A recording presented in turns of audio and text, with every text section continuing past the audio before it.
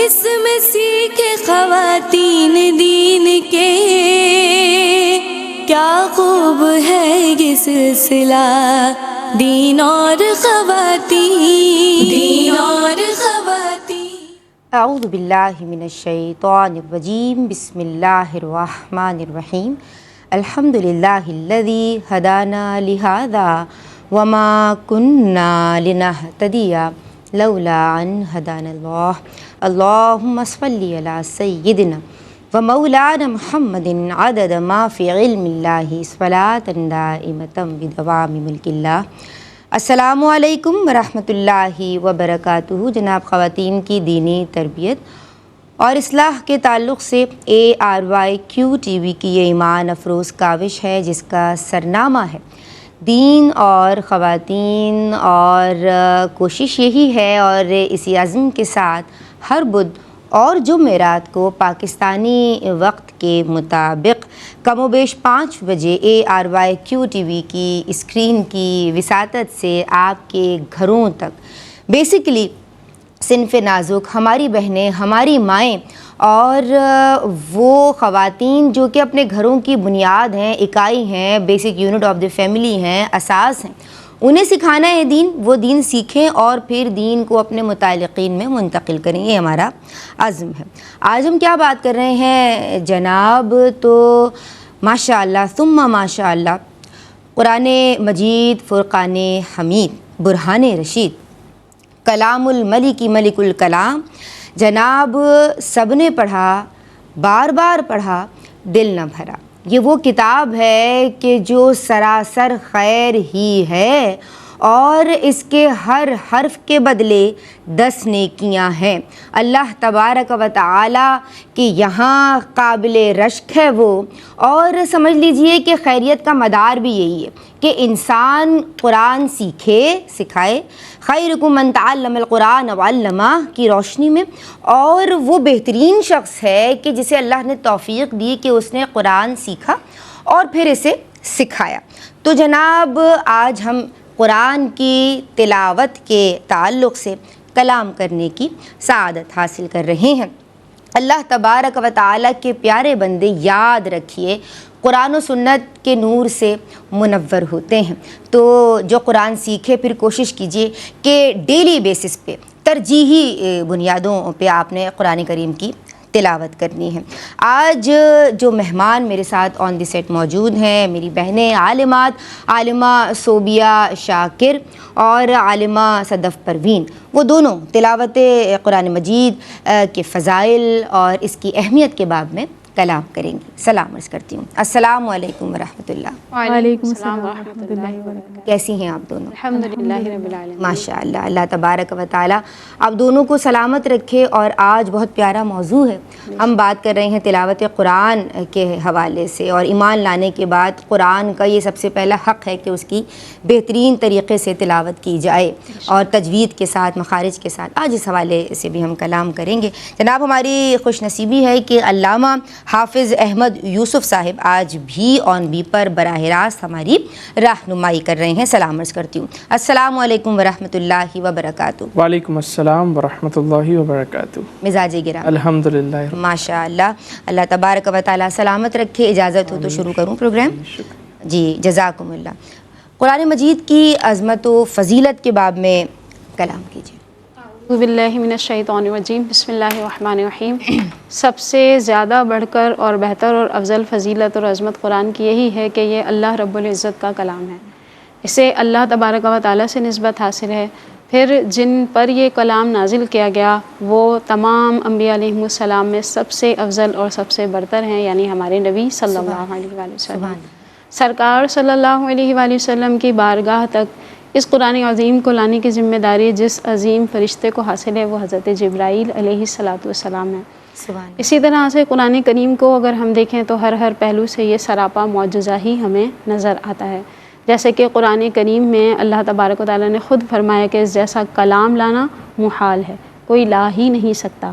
اسی طریقے سے قرآن عظیم کو اللہ تبارک و تعالیٰ نے مختلف ناموں سے خود قرآن میں ذکر فرمایا، اسے قرآن فرمایا، فرقان یعنی حق اور باطل کے درمیان فرق کرنے والا فرمایا، اسی طرح سے اسے نور فرمایا اور برہان یعنی واضح اور روشن دلیل بیان فرمایا۔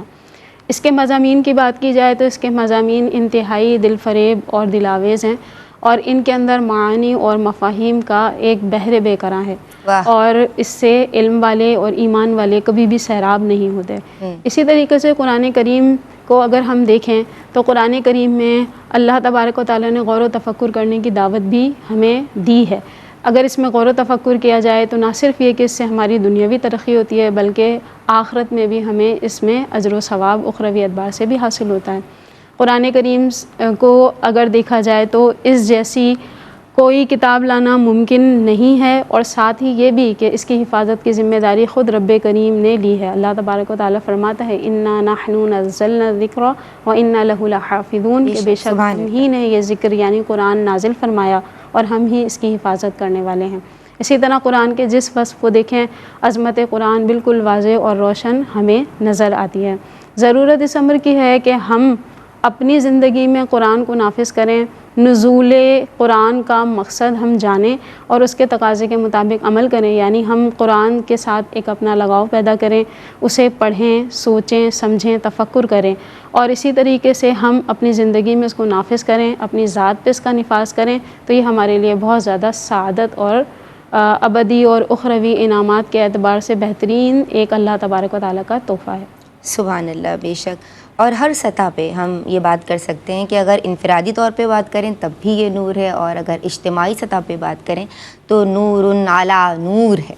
ہم قرآن کریم کے حوالے سے بات کر رہے ہیں، اور میں چاہتی ہوں کہ تلاوت قرآن مجید کے جو فضائل ہیں اس پہ آپ کلام کیجیے۔ اعوذ باللہ من الشیطان الرجیم، بسم اللہ الرحمن الرحیم۔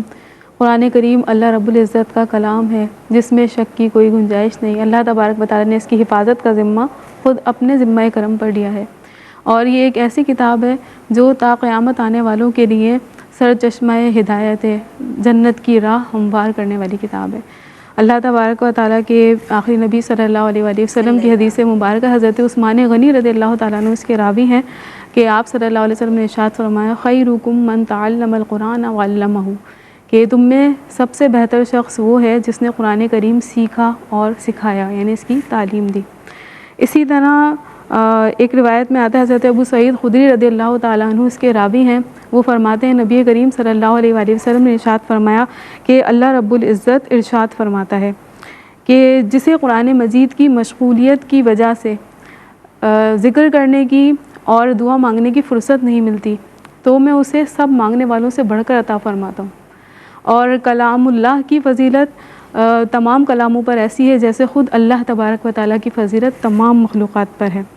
اسی طرح حضرت عائشہ رضی اللہ تعالیٰ عنہ کی روایت ہے، آپ فرماتی ہیں کہ نبی کریم صلی اللہ علیہ وسلم نے ارشاد فرمایا کہ الماہر بالقرآن مع السفرۃ الکرام البررۃ، یعنی کہ قرآن کریم کو صحت کے ساتھ پڑھنے والا، یعنی ماہر شخص جو صحت کے ساتھ قرآن کریم کو پڑھے وہ معزز نیکوکار فرشتوں کے ساتھ ہوگا، اور جو ماہر نہیں ہے اٹک اٹک کے پڑھتا ہے، جیسے تھوڑی ایج بڑھ جاتی ہے، زبان موٹی ہو جاتی ہے، پڑھنے میں دشواری ہوتی ہے، تو وہ بھی مایوس نہ ہو، اس کے لیے فرمائے کہ والذی یقرؤہ یتتعتع فیہ، اور وہ شخص کہ جو قرآن کریم کو اٹک اٹک کر پڑھتا ہے، وہو علیہ شاق، اور یہ اس پر دشوار گزار ہے، لہو اجرانی، اس کے لیے 2 اجر ہیں۔ 2 اجر ہیں، کیا وہی اللہ تعالیٰ کی رحمت پہ قربان جائیں کہ جو اٹک کے پڑھ رہا ہے لیکن پھر بھی اس کے لیے اجر کا اللہ تعالیٰ نے ذخیرہ مقرر فرمایا ہے۔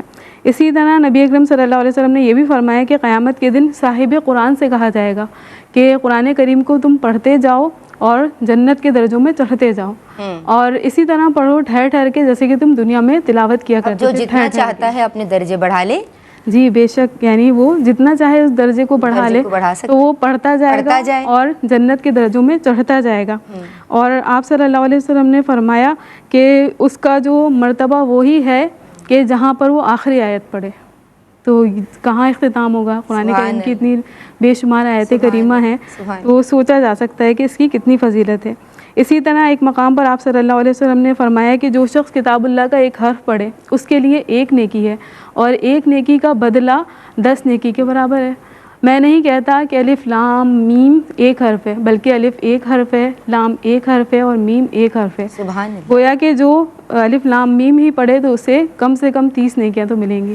واہ واہ، اسی طرح نبی کریم صلی اللہ علیہ وآلہ وسلم کا یہ بھی فرمان ہے کہ جس نے قرآن کریم کو پڑھا اور اسے حفظ کیا، اس کے حلال کو حلال جانا اور اس کے حرام کو حرام جانا، تو اللہ تبارک و تعالیٰ اسے داخل جنت فرمائے گا، اور اس کے گھرانے میں سے 10 ایسے افراد کے لیے کہ جس کے لیے جہنم واجب ہو چکا تھا، اللہ تبارک و تعالیٰ اس کی شفاعت کو قبول فرمائے گا۔ سبحان اللہ، اسی طرح یہ بھی روایت میں آتا ہے کہ آپ صلی اللہ علیہ وسلم نے ارشاد فرمایا کہ جو قرآن کریم کو پڑھے اور اس کے والدین کے لیے فرمایا کہ اسے ان کے والدین کو جنت میں تاج پہنایا جائے گا جس کی روشنی سورج کی روشنی سے زیادہ ہوگی۔ تو تم چاہتے ہو کہ تمہارے گھر میں ہو روشنی، تو اس کا کیا حال ہوگا کہ جو خود قرآن پڑھنے والا ہے، اس پر عمل کرنے والا ہے۔ سبحان اللہ، تو یہ بہت بے شمار فضیلتیں قرآن کریم پڑھنے کی، اس کی تلاوت کی بیان کی گئی ہیں۔ اسی طرح یہ بھی فرمایا گیا کہ جو رشک ہے وہ صرف 2 ہی لوگوں پر جائز ہے۔ جی جی، ایک وہ جسے اللہ تعالیٰ نے قرآن کا علم عطا فرمایا، وہ قرآن کریم کو پڑھتا ہے، اس میں غور و تفکر کرتا ہے، تو اس کا جو پڑوسی اسے دیکھ کر، پڑھتے ہوئے دیکھ کر وہ یہ کہتا ہے کہ کاش اللہ تبارک و تعالیٰ نے مجھے بھی ایسا ہی علم عطا فرمایا ہوتا تو میں اسی طرح علم کو عام کرتا۔ اور دوسرا وہ شخص جسے اللہ تعالیٰ نے مال عطا فرمایا اور وہ راہ خدا میں اسے خرچ کرتا ہے، تو اسے دیکھ کر کوئی شخص کہے کہ اللہ تعالیٰ نے کاش مجھے بھی عطا فرمایا ہوتا تو میں بھی اسی طرح راہ خدا میں خرچ کرتا۔ سبحان اللہ، تو اللہ تبارک و تعالیٰ سے دعا ہے کہ ہمیں دنوں رات قرآن کریم کی جیسے کہ اس کا تقاضا ہے اس کے مطابق تلاوت کرنے کی توفیق اور سعادت عطا فرمائے۔ اللہم آمین، اللہم آمین۔ جناب، مکمل ضابطۂ حیات ہے، جو اس سے جڑ گیا وہ ہدایت پا گیا، اور جس نے اسے چھوڑ دیا وہ گمراہ ہو گیا۔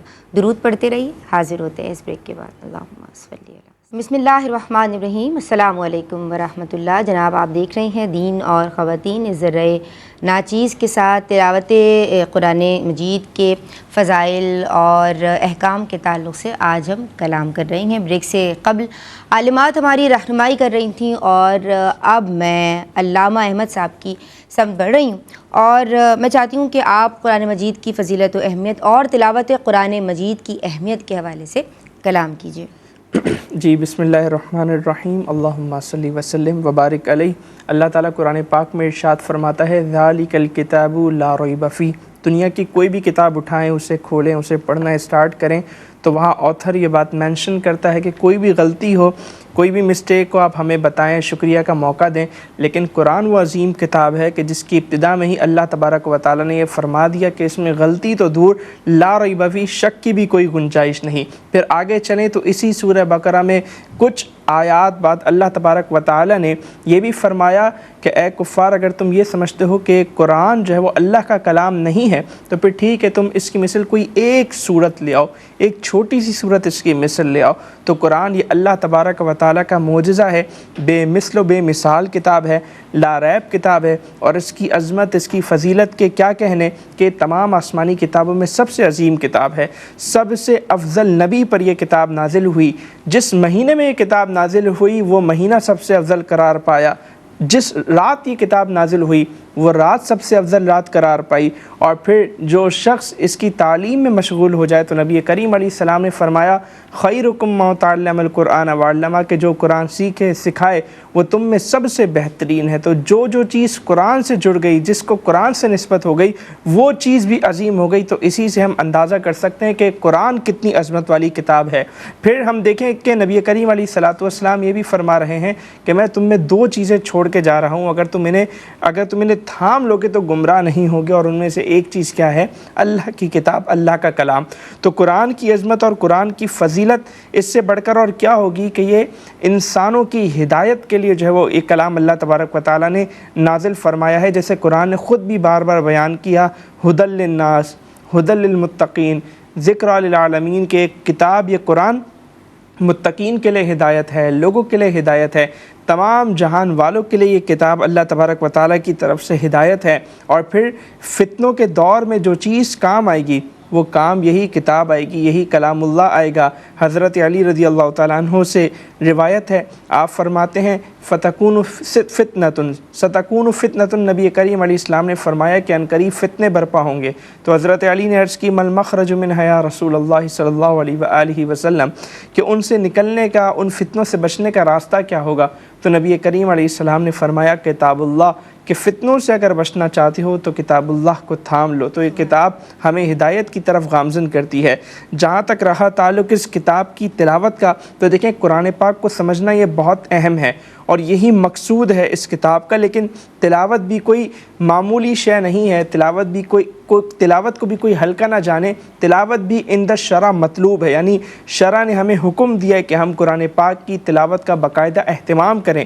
نبی کریم علیہ الصلوۃ والسلام کی قرآن پاک میں جہاں اللہ تعالیٰ نے بہت ساری صفات بیان فرمائی ہے، ان میں سے ایک صفت یہ بھی بیان فرمائی ہے یتلو علیہم آیاتی، کہ یہ نبی صحابہ کو قرآن پاک کی آیات تلاوت کر کے بتاتے ہیں۔ تو یعنی قرآن کی تلاوت کرنا یہ نبی کریم علیہ الصلوۃ والسلام کا طریقہ ہے۔ حضور علیہ الصلوۃ والسلام سے یہ تلاوت جو ہے وہ ثابت ہے۔ لیکن جیسے عرض کیا گیا کہ قرآن کا جو مقصد ہے، اس کے نزول کا جو مقصد ہے وہ ہے ہدایت کا حصول، اور یقینی سی بات ہے کہ ہدایت کا حصول تب تک ممکن نہیں ہوگا جب تک قرآن کو سمجھا نہیں جائے گا۔ تو تلاوت بھی کی جائے لیکن تلاوت کے ساتھ ساتھ قرآن کو سمجھا بھی جائے، جیسا کہ نبی کریم علیہ السلام نے حضرت ابو ذر غفاری کو حکم دیا کہ اے ابو ذر، اگر تم صبح کے وقت قرآن کی ایک آیت کو سیکھتے ہو، اس کا مفہوم سمجھتے ہو، اس کا علم حاصل کرتے ہو، تو یہ تمہارے لیے 100 رکعات سے بہتر ہے۔ تو یہ قرآن پاک کو سمجھنے کا اور یہ قرآن پاک کو نازل کرنے کا اللہ تبارک و تعالیٰ کی طرف سے جو مقصد ہے وہ یہی ہے کہ قرآن کو سمجھا جائے اور اس کی تلاوت بھی کی جائے۔ سبحان اللہ، ماشاء اللہ، بارک اللہ، تقبل اللہ۔ میں آپ کی سمتا ہوں گی۔ اور تلاوت کی اہمیت کے حوالے سے علامہ صاحب نے کلام کیا، تلاوت قرآن کے آداب کیا ہیں، اس پہ کلام کیجیے۔ یوں تو اس سے متعلقہ مسائل اور آداب کافی زیادہ ہیں، لیکن مختصر سے وقت میں جتنے ممکن ہوئے عرض کرتی ہوں کہ جب قرآن کریم کی تلاوت کا ارادہ ہو تو سب سے پہلے جگہ جس کا انتخاب کیا جا رہا ہے وہ پاکیزہ جگہ ہو، صاف ستھری جگہ ہو۔ مستحب یہ ہے کہ اچھا لباس پہنا ہو، خوشبو وغیرہ کا اہتمام کیا جائے اور قبلہ رو ہو کر تلاوت کی جائے۔ اب اگر ڈائریکٹ مصحف شریف سے تلاوت کی جا رہی ہے تو انسان کا باوضو ہونا بھی اس میں ضروری ہے کہ باوضو ہو، کیونکہ قرآن کو بغیر وضو کے ٹچ کرنا تو ممکن نہیں ہے، جائز ہی نہیں ہے۔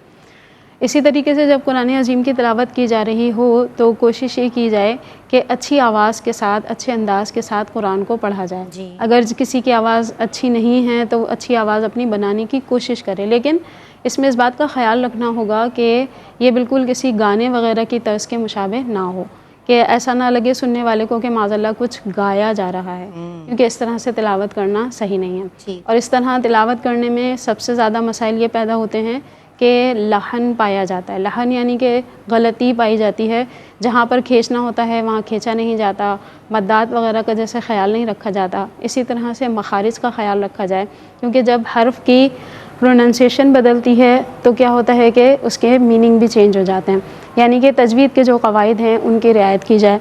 اسی طریقے سے جب قرآن عظیم کی تلاوت کریں تو اعوذ باللہ من الشیطان الرجیم سے ابتدا کرنا یہ بہتر ہوتا ہے۔ اب رہا سوال کہ بسم اللہ شریف پڑھنی چاہیے یا نہیں، تو اگر سورت کی ابتدا میں بسم اللہ پڑھیں تو یہ سنت کریمہ ہے، اور اگر ویسے آپ نے درمیان سے جیسے سورہ بقرہ بڑھی ہے، کسی نے تھوڑی پڑھی اور پھر دوبارہ سٹارٹ کر رہے ہیں تو اب بسم اللہ پڑھنا مستحب ہے۔ اسی طرح سے قرآن کریم کو جب پڑھا جائے اور پڑھتے پڑھتے کبھی ہوتا ہے انسان کو کام آ گیا کوئی اور وہ جا رہا ہے تو اس کو کھول کر نہ چھوڑ کر جائیں، بلکہ اس کو بند کر کے اور پھر اس کے بعد اٹھ کر جائیں۔ اب اگر اس کو دیکھا جائے کہ ہم پڑھ رہے ہیں اور منہ سے اگر کوئی اسمیل وغیرہ آ رہی ہے تو یہ بھی مناسب نہیں ہے، لہٰذا منہ سے اگر کوئی اسمیل وغیرہ آ رہی ہے تو اس کو دور کیا جائے۔ اسی طرح سے جب آواز بلند قرآن پڑھا جائے تو جتنے لوگ وہاں پر اگر اسی مقصد کے تحت جمع ہوئے ہیں کہ قرآن کی تلاوت کو سنیں گے تو سب کے اوپر لازم ہے کہ وہ خاموش رہیں اور خاموشی کے ساتھ قرآن کو سنیں۔ لیکن اگر ایسا نہیں ہے تو پھر ایک کا سننا ہی کافی ہے۔ اگر زور سے کوئی قرآن پڑھ رہا ہے اور اس طرح پڑھ رہا ہے کہ لوگ وہاں پر اپنے کاموں میں مشغول ہیں تو اب اگر لوگ اس کو نہیں سنتے تو یہ پڑھنے والا شخص جو ہے وہ قابل گرفت ہوگا، یہ گناہ گار ہوگا۔ اگر درس و تدریس سے جیسے بچے پڑھ رہے ہوتے ہیں تو اب اگر ہر کوئی بآواز بلند پڑھ رہا ہے تو اس کی گنجائش نکلے گی، لیکن مجالس اور محافل میں جیسے قرآن خوانی وغیرہ ہوتی ہے اس میں جو ہے سب کو اتنی آواز سے پڑھنا ہوگا کہ ان کے کان خود اپنی آواز کو سنیں، ایسا نہ ہو کہ آوازوں کی تکرار ہو رہی ہو، آہستہ آہستہ سب اپنے طور پر پڑھیں. ٹھیک ہے. بآواز بلند اگر مسجد وغیرہ میں قرآن پڑھا جا رہا ہے یا گھر میں بھی، تو یہ چیز بھی ہمیں ذہن میں رکھنی چاہیے کہ اس سے کسی اور کی عبادت یا نیند وغیرہ یا معمولات میں خلل نہ ہو. لہٰذا جو ہے وہ قرآن کریم کی تلاوت کریں، اس کے سارے آداب کے ساتھ کریں. اور جیسے کہ بار بار رہنمائی کی جا رہی ہے کہ جب قرآن آپ پڑھیں تو اس کے نزول کا مقصد ہے اسے سمجھنا. تو اچھے کسی ترجمے اور کسی اچھی تفسیر کی روشنی میں قرآن کو پڑھیں، اور اس کو ترجمہ بھی پڑھیں، تفسیر بھی پڑھیں، ساتھ میں اپنا محاسبہ بھی کریں کہ آیا جو بات بیان کی جا رہی ہے میرا کردار، میرے اخلاق، میرے اعمال اس کے موافق اور مطابق ہیں یا نہیں. اگر تو ہیں تو شکر ادا کیا جائے، اور اگر نہیں تو کوشش کی جائے، تلاش و تتبع کیا جائے کہ کس طریقے سے میرے اخلاق، میرے کردار موافق قرآن ہو جائیں گے. بالکل. اسی طریقے سے جہاں پر اللہ تبارک و تعالیٰ نے انعامات کا ذکر فرمایا ہے وہاں دعا کی جائے، جہاں پر اللہ تعالیٰ نے عذابات کا ذکر بیان فرمایا ہے وہاں پہ اللہ تعالیٰ کے عذاب سے پناہ مانگی جائے. اللہ تبارک و تعالیٰ نے جہاں اپنی صفات پاکیزہ بیان فرمائی ہیں وہاں سبحان اللہ کہا جا سکتا ہے. اسی طرح بعض لوگوں کو ابہام ہوتا ہے کہ شاید ہم تلاوت کرتے ہوئے کسی آیت کی تکرار نہیں کر سکتے، تو ایسا بھی نہیں ہے. آپ کو اگر آیت کا مفہوم اور اس کے الفاظ اپنی جانب اٹریکٹ کر رہے ہیں تو آپ بار بار اس کی تکرار بھی کر سکتے ہیں. ٹھیک ہے. تو اس طریقے سے کچھ آداب اور کچھ چند ایک مسائل عرض کرنے کی سعادت حاصل کی. باقی ہے کہ کتب موجود ہیں تفاسیر وغیرہ کی، ان کا مطالعہ کریں تاکہ آپ کو کم حق ہو، دلائل کے ساتھ اس کے آداب اور اس کے فضائل اور اس کے ساتھ ساتھ جو ہے اس کے مسائل بھی جاننے کی سعادت حاصل ہو سکے. ہاں، تو یہ ایک بہت ہی پیارا سا انویٹیشن ہے عالمہ صوبیہ کی جانب سے بہنوں کے لیے کہ آپ نے خود بھی جو ہے وہ قرآن کی آیات میں تدبر کرنا ہے، غور و فکر کرنا ہے. کچھ کام آپ نے بھی کرنا ہے، ہم سب نے کرنا ہے، مل کے کرنا ہے. اور سب بھائی جب ثواب سب کو چاہیے اور ظاہر سب چاہتے ہیں، ہم سب اللہ کے بندے ہیں، تو سب نے اس کی کتاب، اس کا حق بہت زیادہ ہے، اس کو سمجھنے کی کوشش کیجئے. یہ کلام الہی ہے، کلاموں کا بادشاہ ہے. میں آپ کی سمت آ رہی ہوں اور مجھے یہ بتائیے چاروں قل کے تعلق سے ہم بہنیں دم کر رہی ہوتی ہیں تو معوذتین پڑھ کے دم کر دیا، اور ویسے لیکن چاروں قل سورہ کافرون، سورہ اخلاص، سورہ فلق اور سورہ ناس کے فضائل میں چاہتی ہوں کہ آپ بتائیے. بسم اللہ الرحمن الرحیم. حضرت فروا بن نوفل رضی اللہ تعالیٰ عنہ سے روایت ہے کہ حضرت نوفل رضی اللہ تعالیٰ عنہ سے نبی کریم صلی اللہ علیہ وسلم نے فرمایا کہ جب تم سو تو سورہ الکافرون قل یا ایھا الکافرون پڑھ لیا کرو، کیونکہ یہ شرک سے بری کرنے والی ہے. سبحان اللہ. اور اس طرح کی بھی ہمیں روایات ملتی ہیں بزرگان دین سے کہ اگر کوئی شخص چاہتا ہے کہ اس کا خاتمہ ایمان پر ہو تو اسے چاہیے کہ اس کا آخری کلام سورہ الکافرون ہو.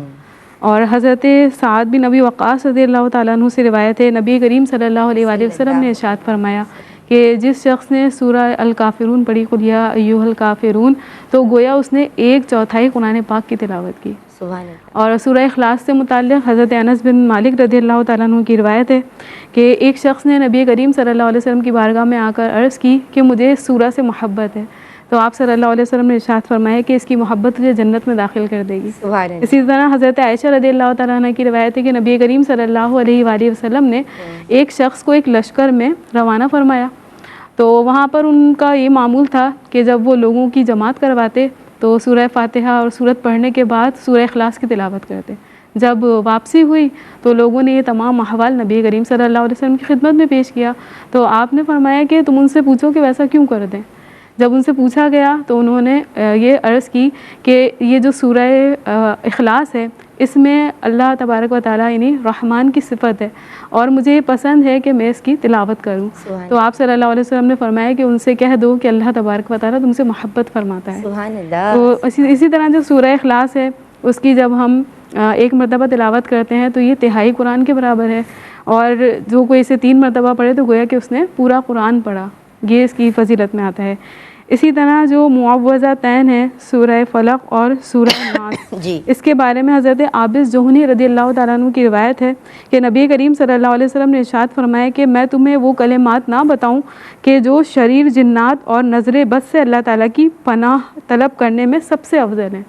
ہم سوچتے ہیں نا کوئی ایسی دعا، کوئی ایسا وظیفہ مل جائے نظر بد اتاریں، کیونکہ بچوں کو نظر لگ جاتی ہے.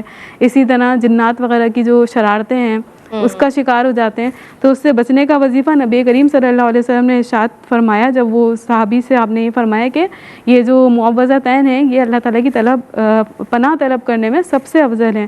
تو انہوں نے عرض کی یا رسول اللہ صلی اللہ علیہ وسلم کیوں نہیں، آپ ضرور فرمائیے. تو پھر آپ صلی اللہ علیہ وسلم نے شاید فرمایا وہ کلمات، یہ دونوں صورتیں ہیں، قل اعوذ برب الفلق اور قل اعوذ برب الناس، یہ آخر تک جو دونوں صورتیں ہیں. سبحان اللہ. اسی طرح نبی کریم صلی اللہ علیہ وسلم جنات سے اور جو لوگوں کی نظر بد ہے اس سے حفاظت کے لیے اللہ تعالیٰ سے پناہ طلب کیا کرتے تھے. جب یہ دونوں صورتیں نازل ہوئیں تو پھر آپ صلی اللہ علیہ وسلم نے تمام وظائف کو ترک فرما دیا، صرف آپ صلی اللہ علیہ وسلم معوذتین کی تلاوت کیا کرتے تھے. اللہ تبارک و تعالیٰ سے دعا ہے کہ ہمیں قرآن کریم کا جو فیض جاری ہے اسے کما حق فائدہ اٹھانے کی توفیق عطا فرمائے. ماشاء اللہ ثم ماشاء اللہ. اللہ آپ کو خوش رکھے.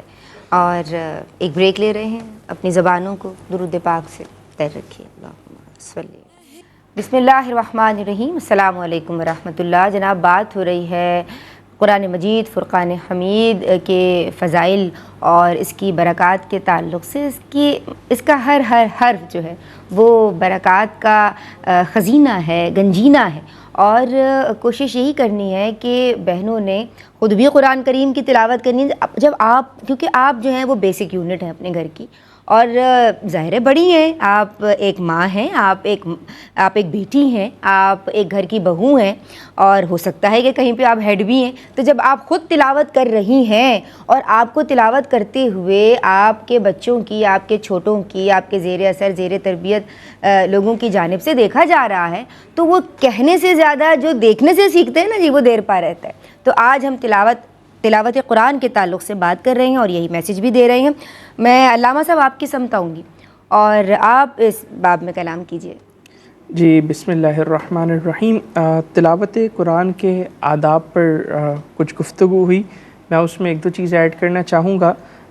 تلاوت کی جب ہم بات کرتے ہیں تو تلاوت کا مطلب یہ ہوتا ہے کہ آپ جو بھی پڑھیں اس کی آواز آپ کے کانوں تک آئے، یعنی حروف کو آواز کے ساتھ ادا کرنا، یہ تلاوت کہلاتا ہے. سم ٹائمز ہم دیکھتے ہیں کہ لوگ پڑھ تو رہے ہوتے ہیں اور ان کا مقصد تلاوت ہوتا ہے، لیکن بس انگلی وہ جو ہے وہ ہر حروف پر پھیر رہے ہوتے ہیں اور آواز نہیں آتی. اور اسی طرح یہ غلطی لوگ نماز میں بھی کرتے ہیں کہ جب وہ نماز ادا کرتے ہیں تو تلاوت کی آواز ان کے کانوں تک نہیں پہنچتی، وہ دل ہی دل میں پڑھ رہے ہوتے ہیں، تو اس پر تلاوت کا اطلاق نہیں ہوتا. بہت اہم بات ہے جی. اور یہ تلاوت نہیں ہوتی اور ظاہر ثواب بھی نہیں ملتا. اور اگر یہی کام نماز میں کیا جائے تو ظاہر اس طرح تو نماز ہی ادا نہیں ہوگی، کیونکہ تلاوت جو کہ نماز کا ایک واجب ہے وہی آپ سے ادا نہیں ہو رہا، تو آپ کی نماز بھی ناقص ہوگی، نماز بھی ادا نہیں ہوگی. تو یہ بہت اہم چیز ہے. تلاوت قرآن جب بھی کی جائے تو اتنی آواز سے کی جائے کہ آپ کے کان ضرور اسے سنیں. اسی طرح تلاوت کے بعد ایک اہم چیز یہ ہوتی ہے کہ آپ دعا بھی کریں، کیونکہ ظاہر ہے تلاوت بھی ایک عبادت ہے، تو اس کے بعد آپ اللہ تبارک و تعالیٰ سے دعا بھی مانگیں. جہاں تک تعلق ہے چاروں کل کا اور قرآن پاک کی مختلف جو آیات ہیں، احادیث میں اس کی بہت سی فضیلتیں وارد ہوئی ہیں، اور جیسے کہ قرآن نے خود کہا ہے وَنُنَزِّلُ مِنَ الْقُرْآنِ مَا هُوَ شِفَاءٌ وَرَحْمَةٌ لِلْمُؤْمِنِينَ، کہ قرآن جو ہے یہ شفا ہے مومنوں کے لیے. تو یہ شفا کس طرح ہے کہ قلبی بھی شفا ہے، کہ جب بندہ قرآن کی تلاوت کرتا ہے تو کیا ہوتا ہے کہ اس کا جو قلب ہے اس کی صفائی ہوتی ہے، اور قلب پر جو برے اثرات ہوتے ہیں، گناہوں کے اثرات ہوتے ہیں، وہ دور ہوتے ہیں. اللہ کا کلام، اللہ کا ذکر قلب کو جو ہے وہ پاک کرتا ہے.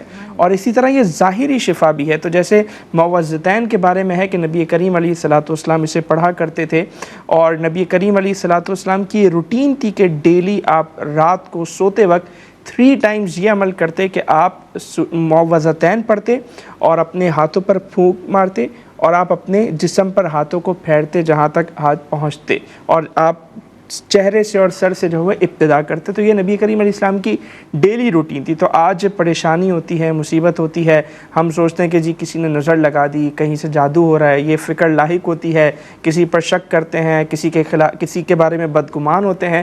تو اس سے بہتر یہ کہ یہ جو حدیث میں وظیفہ ہمیں بتایا گیا ہے اسے ہم مضبوطی سے تھام لیں اور معوذتین کی کثرت کریں صبح و شام ہر نماز کے بعد، اور بالخصوص سوتے وقت. اور پھر سورہ اخلاص کے بارے میں ہے کہ 1/3 قرآن کا ثواب ہے۔ سورہ کافرون کے بارے میں کہ چوتھائی قرآن کے برابر ہے، تو 4 بار سورہ کافرون پڑھی مطلب پورے قرآن کی تلاوت کا ثواب، 3 بار سورہ اخلاص پڑھی مطلب پورے قرآن پاک کا ثواب۔ تو یہ چھوٹے چھوٹے عمل ہیں، چھوٹے چھوٹے اسٹیپس ہیں، لیکن ان کا اجر بہت بڑا ہے، لیکن ہم انہیں ہی جو ہے وہ چھوڑے بیٹھے ہوتے ہیں، ان پر ہمارا فوکس نہیں ہوتا۔ تو کہتے کسی نے کچھ کرا دیا ہے بہنیں تو بہت کہہ رہی ہوتی ہیں۔ جی بالکل ایسا ہے، بالکل ایسا ہے۔ تو یہ چھوٹے چھوٹے عمل ہیں، یہ چھوٹے، اور یہ قرآنی وظائف ہیں۔ ہم ادھر ادھر جو ہے وہ وظائف کے لیے پھر رہے ہوتے ہیں، حدیث میں وظائف وارد ہوئے ہیں، ان کو مضبوطی سے تھام لیا جائے، انشاءاللہ اللہ تبارک و تعالی دین و دنیا کی بھلائیاں ہمارے مقدر میں لکھ دے گا۔ ماشاءاللہ، سبحان اللہ۔ جناب یہ کتاب سنت رسول اللہ صلی اللہ علیہ وآلہ وسلم بھی ہے، یہ کتاب اللہ ہے انفیکٹ، اور جیسے کہ شروع میں بات کی گئی اللہ کی رسی ہے، حبل اللہ ہے، تو اس سے جڑ جائیے، پھر دیکھیے کہ کیسے اللہ تبارک و تعالیٰ آپ کے مرتبوں کو بلند کرتا ہے۔ آیت الکرسی کے تعلق سے بات کرتے ہیں بہنا۔ آیت الکرسی اور سورہ حشر کی آخری 3 آیات، ان کی فضیلت پہ کلام کیجیے۔ بالکل، حضرت ابی بن کعب رضی اللہ تعالیٰ عنہ کی روایت ہے کہ ان سے سرکار علیہ الصلوۃ والسلام نے امتحاناً پوچھا، یہ بتائیے کہ قرآن کریم کی سب سے عظیم آیت کون سی ہے؟ جی، تو آپ نے فرمایا آیت الکرسی۔ تو سرکار علیہ السلام نے خوش ہو کر فرمایا، اے ابو منذر تمہیں یہ علم مبارک ہو۔ سبحان اللہ۔ اسی طرح سے ایک اور روایت ہے، اس میں کسی اور نے سرکار علیہ السلام سے بھی یہی والا سوال کیا کہ قرآن کریم کی سب سے عظیم آیت کون سی ہے؟ تو سرکار نے فرمایا اللہ لا الہ الا هو الحی القیوم، اور پوری آخر تک آپ نے آیت الکرسی کی تلاوت فرمائی۔ اسی طرح حضرت انس رضی اللہ تعالیٰ عنہ کی روایت ہے جس کے مطابق سرکار علیہ الصلوۃ والسلام کا یہ فرمان عالی شان ہمیں ملتا ہے کہ جو کوئی نماز کے بعد آیت الکرسی پڑھے گا تو اللہ تبارک و تعالیٰ اس سے 2 نمازوں کے درمیان جب اگلی نماز تک اس کی حفاظت فرمائے گا۔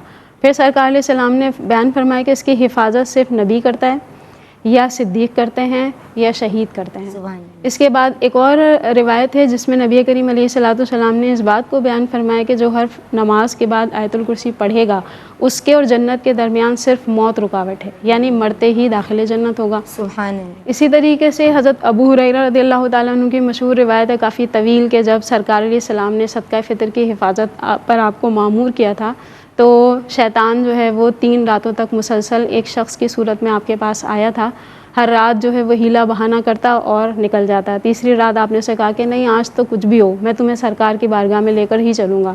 تو اس نے کہا کہ میں تمہیں ایک چیز بتاتا ہوں جو تمہیں بہت نفع دے گی، تو بس تم مجھے سرکار کے پاس نہ لے جانا، یہ سن لو۔ تو پھر شیطان نے آپ کو یہ فرمایا کہ جب تم بستر پر جاؤ تو آیت الکرسی پڑھو، اس طرح سے تم اللہ کی حفاظت میں بھی رہو گے اور ساتھ میں شیطان تم پر حملہ آور نہیں ہو سکے گا۔ تو سرکار نے اس کو سن کے فرمایا تھا کہ وہ شیطان تھا، ہے تو جھوٹا لیکن بات سچی کرے۔ تو اس سے ہمیں پتہ چلا کہ بہت زیادہ فضیلت والی آیت مبارکہ ہے یہ، اور بچوں کو بھی یاد کروائی جانی چاہیے، خود بھی یاد کریں اور اللہ تبارک و تعالیٰ کی رحمت پہ بھروسہ رکھیں۔ جہاں تک سورہ حشر کی آخری 3 آیت کی فضیلت کا تعلق ہے تو حضرت معقل بن یسار رضی اللہ تعالیٰ عنہ کی روایت ہے کہ نبی کریم علیہ الصلوۃ والسلام بیان فرماتے ہیں جس نے ہر صبح اعوذ باللہ السمیع العلیم من الشیطان الرجیم پڑھا اور اس کے بعد سورہ حشر کی آخری 3 آیات کی تلاوت کی تو اللہ تبارک و تعالیٰ اس کے لیے 70,000 فرشتے مقرر فرما دیتا ہے جو اس کے لیے رحمت اللہ تعالیٰ کی طرف سے اس پہ کرتے ہیں، بخشش اور مغفرت کی دعا کرتے ہیں، اور شام میں پڑھے تو اس کے لیے شام تک یہی والا معاملہ ہے، اور اگر دن و رات میں فوت ہو تو اس کو شہید کا درجہ دیا جاتا ہے۔ کیا بات ہے! تو قرآن کریم سراپا بالکل عظمت ہے، سراپا جو ہے وہ رحمت ہے، فضائل کا، رحمتوں کا، نیکیوں کا انبار لگ سکتا ہے۔ توجہ صرف جو ہے ہمیں کرنی ہے، اس سے جڑنا ہے، اس سے وابستہ ہونا ہے، اس کی اہمیت کو اپنے دل میں جاگوزی کرنا ہے، باقی کام خود ہی ہوتا جائے۔ کیا بات ہے! سورہ یاسین کی فضیلت پہ کلام کیجیے۔ حضرت انس بن مالک رضی اللہ تعالیٰ عنہ سے روایت ہے کہ نبی کریم صلی اللہ علیہ وسلم نے ارشاد فرمایا ہر شے کے لیے قلب ہے اور قرآن کا قلب سورہ یاسین سبحان اللہ۔ جس نے سورہ یاسین کی تلاوت کی اسے 10 بار قرآن کریم پڑھنے کا ثواب ملتا ہے۔ سبحان۔ اور حضرت معقل بن یسار رضی اللہ تعالیٰ عنہ سے روایت ہے نبی کریم صلی اللہ علیہ وسلم نے ارشاد فرمایا کہ جو رضائے الہی کی خاطر سورہ یاسین کی تلاوت کرے گا اس کی گزشتہ زندگی کے گناہ بخش دیے جائیں گے، اور اس کا نتیجہ یہ نکالا کہ لہٰذا اسے مرنے والے کے پاس پڑھا کرو۔ تو اس سے یہ بھی پتہ چلتا ہے کہ ایک شخص کے عمل کا فائدہ دوسرے کو پہنچتا ہے، کہ دیکھیں پڑھ کوئی رہا ہے فائدہ کسی اور کو مل رہا ہے۔ اسی طرح حضرت عطا بن ابی رباح رضی اللہ تعالیٰ عنہ فرماتے ہیں کہ مجھے خبر ملی ہے کہ نبی کریم صلی اللہ علیہ وسلم نے ارشاد فرمایا جو دن کے شروع میں سورہ یاسین پڑھتا ہے اللہ تبارک و تعالیٰ اسے پورے دن کی ضرورت و حاجتوں کے لیے کافی ہو جاتا ہے۔ سبحان اللہ۔ اسی طرح یہ بھی ارشاد فرمایا حضرت انس بن مالک رضی اللہ تعالیٰ عنہ سے روایت میں ہے کہ نبی کریم صلی اللہ علیہ وسلم نے فرمایا کہ جو شخص رات میں سورہ یاسین کی تلاوت کرنے پر مداومت کرے یعنی ہمیشگی اختیار کرے تو اس کے لیے جب وہ مر جائے تو شہادت کا ثواب ہے، یعنی وہ شہید مرے گا۔ کیا بات ہے، سبحان اللہ۔ تو سورہ یاسین کی تلاوت اپنا معمول بنا لیجئے۔ میں شکر گزار ہوں آپ دونوں عالمات کی، اور علامہ صاحب آپ کا بھی شکریہ ادا کرنا چاہوں گی۔ میں ان دونوں کے حوالے سے بھی کامنٹس لیتی لیکن وقت مجھے اجازت نہیں دے رہا۔ آپ تینوں شخصیات کا شکریہ، اور ناظرین آج کے لیے بس اتنا ہی۔ اللہ تبارک و تعالی ہم سب کو توفیق دے کہ ہم اللہ کی کتاب سے جڑ جائیں۔ السلام علیکم ورحمۃ اللہ۔ بہرے نصاب دیکھیے آقا کے فرامی، اوج کمال پر ہے وہ تابندہ مضامی، احکام اس میں سیکھے خواتین دین کے، کیا خوب ہے یہ سلسلہ دین اور خواتین، دین اور خواتین۔